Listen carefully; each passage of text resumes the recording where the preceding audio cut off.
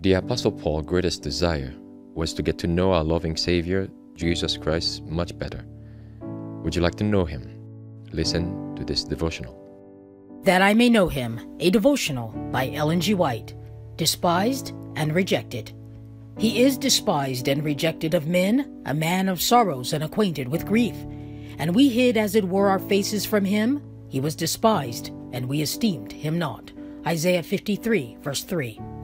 How few have any conception of the anguish which rent the heart of the Son of God during his 30 years of life upon earth. The path from the manger to Calvary was shadowed by sorrow and grief.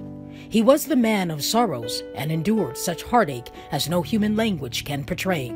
He could have said in truth, "Behold, and see if there be any sorrow like unto my sorrow." Lamentations 1, verse 12. His suffering was the deepest anguish of the soul, and what man could have sympathy with the soul anguish of the Son of the infinite God?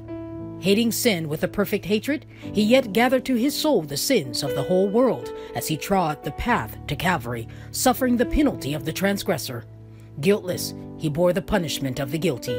Innocent, yet offering himself to bear the penalty of the transgression of the law of God.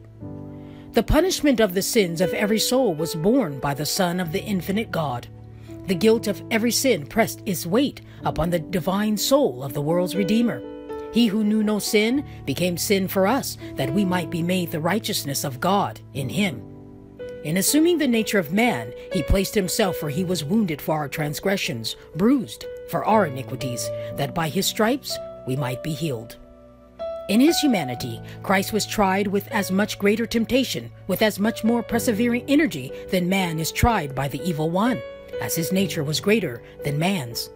This is a deep mysterious truth, that Christ is bound to humanity by the most sensitive sympathies. The evil works, the evil thoughts, the evil words of every son and daughter of Adam pressed upon his divine soul. The sins of men called for retribution upon himself, for he had become man's substitute and took upon him the sins of the world. He bore the sins of every sinner, for all transgressions was imputed unto him. How shall we escape if we neglect so great salvation?